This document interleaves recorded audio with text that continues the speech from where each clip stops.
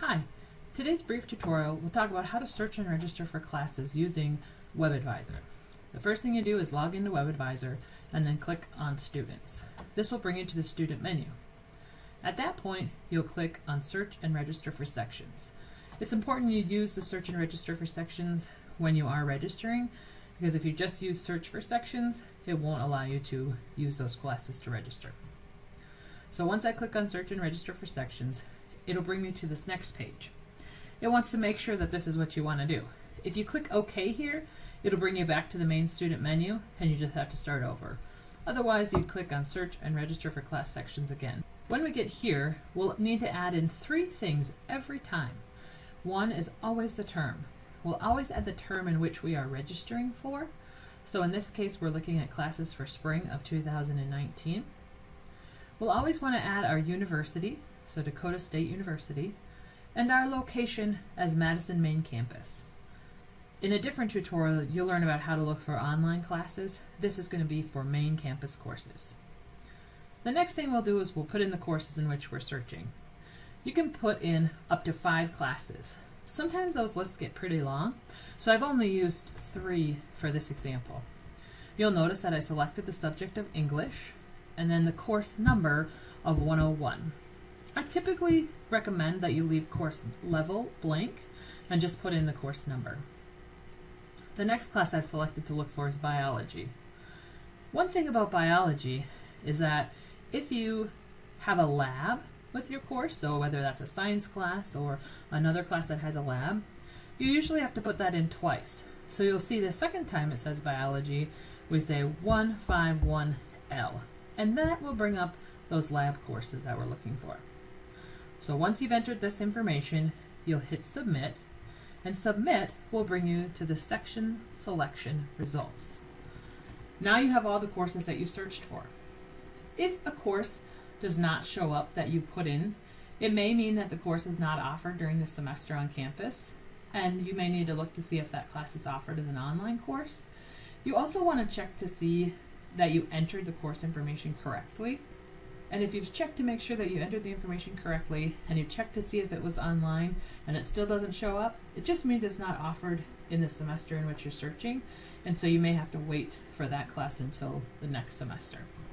So here on our selection results page, you'll notice that we have these little boxes. That's how we'll select the class that we're interested in.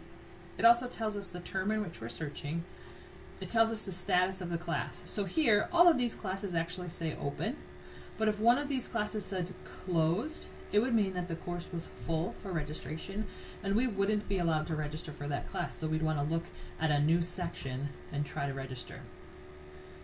There is, of course, also the option to waitlist, and so even if a class is closed, you may still click on the course and add it to a waitlist, but if there's another option that works, it's probably a better idea just to select that one. So we see our status here, and then the next is our section name and title. So we'd see Biology 153, Section 1. If we wanted to learn a little bit more information about this class, you could click here, and it would give you a general description of the course.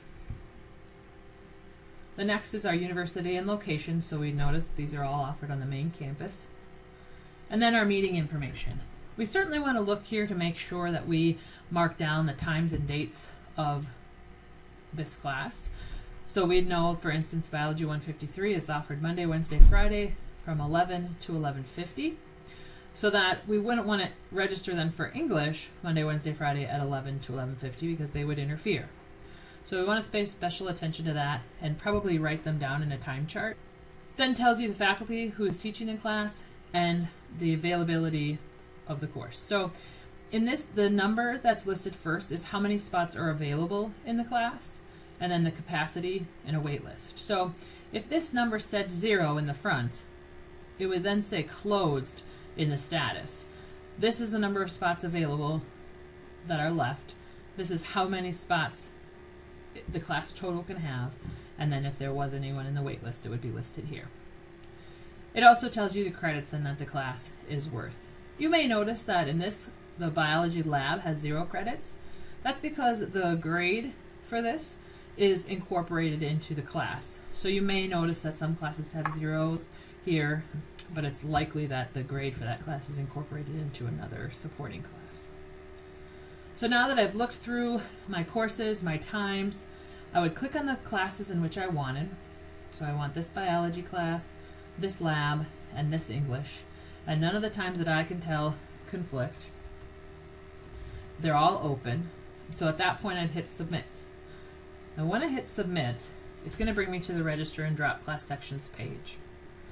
This does not register me for the classes. This is just my shopping cart. So I still have to finalize the process by actually registering for the courses. So if I roll down the page, you'll see the courses that you just selected and drop down menus next to those. I'd want to click on the drop down menu next to that and select register, and then I would hit submit at the bottom. There's a couple things to note here. You can't register for classes until your registration date. You can pre-plan and get all of your course options into this shopping cart early, but you actually can't move those little drop boxes to register or hit submit until your registration date. The other thing is adding courses to your shopping cart does not guarantee that you'll have a spot when it comes to your registration day.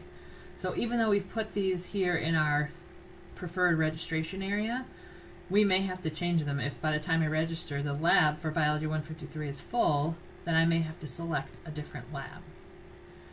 You certainly can add yourself to a waitlist for a full course, but you should always register for another course in its place until you're given permission to be in that waitlisted class. So for instance, if I wanted to be in discrete math 201, and it's full, I can waitlist myself for the course, but then maybe I also need to register for English 201 or another elective to make sure that I keep my credits up at least to 15 for the semester. You don't want to bank on getting into a waitlist class and then all of a sudden all the classes are full and you have no options and you only have 11 or 12 credits. So you always want to keep your credits up around that 15 mark, and then if you get added and given permission to that waitlist, you can adjust what it is that you're registered for. So let's say that my registration day is here, I'm ready to register, I've moved my boxes to register, I hit submit, and then it's going to bring me to my registration results. If it worked correctly, you'll see that it states the following requests have been processed, and then you'll see it says registered for this section for each course that you've selected.